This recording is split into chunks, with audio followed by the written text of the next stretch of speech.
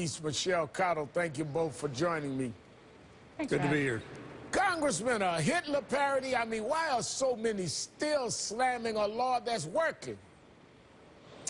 Well, Ed, you've nailed it. They really don't know what to do, so they're getting wilder and wilder in their accusations.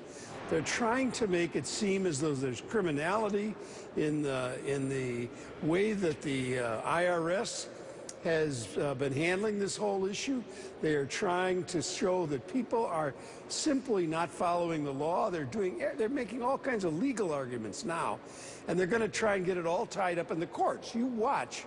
Over the next few days, you'll see this whole thing. We had a hearing today in which they were trying to get the man from Treasury to say that he had done something wrong, and he hasn't done anything wrong. No, and it's really bizarre when you think about it, Michelle. You know, I mentioned in the setup this Wall Street Journal editorial slamming Republicans. Some Republicans helped make a minor change to the health care law last week, and others just went crazy. The Journal says, quote, in a rational world, beating White House industrial policy and allowing more consumer choice would qualify as a modest conservative victory. But some Republicans have convinced themselves that the only tolerance change to Obamacare is to make it worse. I mean, is that true? They only can think about sabotage, Michelle?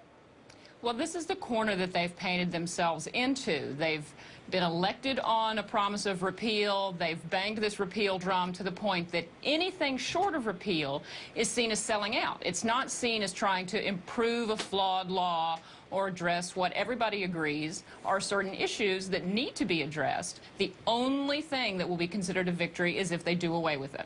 You know, Congressman, you were at the hearing today.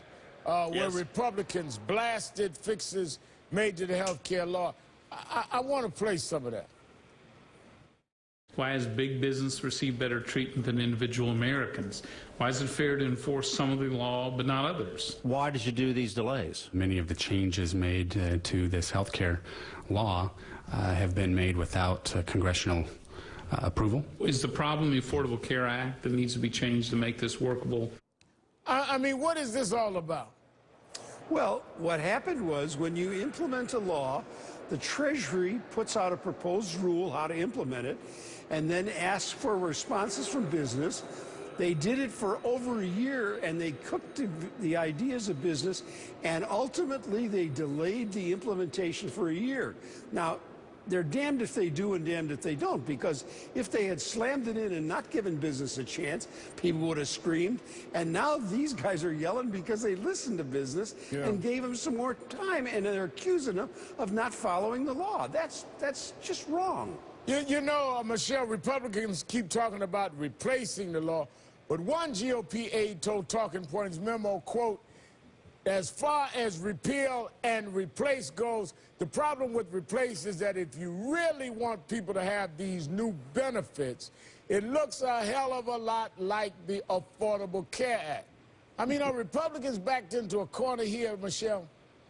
Absolutely, because it's one thing to talk about repealing it, but they have not put forth any alternatives that are going to be able to keep the parts of the law that people like the pre-existing condition, keeping children on your policy for, until age 26, without keeping some of the policy points that they don't like the individual mandate. So they know once they start down the road about talking about what specifics they will and will not include, then their plan would be open to just as much criticism as what they're complaining about with Obamacare. I mean, if we know one thing about health care reform, it's extremely complicated, and it takes, pretty much an act of God to get it through. So it's not an easy question of repeal and replace. Now, Congressman, this is a political year, midterm elections, and as Michelle said, when you ask the average voter in this country on specific things that the Affordable Care Act gives them, they're all for it. They've just been browbeat, in my judgment, against the term Affordable Care Act or Obamacare. But when you get down to the midterm elections, they're going to have to hear from people that benefited, people like this. Let me play you a few people. Matthew Blaylock at Rainier's in Greenville found his calling in the culinary field. He also found that the jobs don't always come with health insurance. But now he's covered after finding a plan through the Affordable Care Act. My insurance is $253 a month, and I got a little over $100 in a discount from the government. It just means that I can go to the doctor on a regular basis, you know. The small business owner from York says a friend convinced her to call the hotline for a quote. Now she says she's paying half the rate of her old insurance. I walked around for 2 days and just almost chanted, I have affordable health care. Now, that's the political reality. That's where the rubber meets the road, Congressman.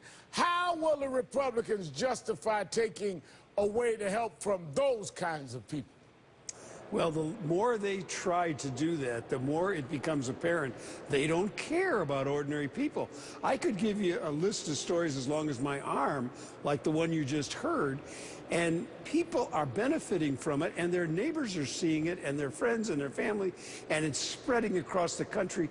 And you're going to see, by election time, people are going to be grateful to the Democrats and to Barack Obama for putting it through and surviving an enormously expensive propaganda campaign to destroy it. But, Michelle, they plan, according to some strategists, on running against the Democrats on Obamacare. Couldn't that backfire as we see more and more people publicly talking about the benefits? Could it be that they are tone deaf and not hearing that that might not be the strategy they want?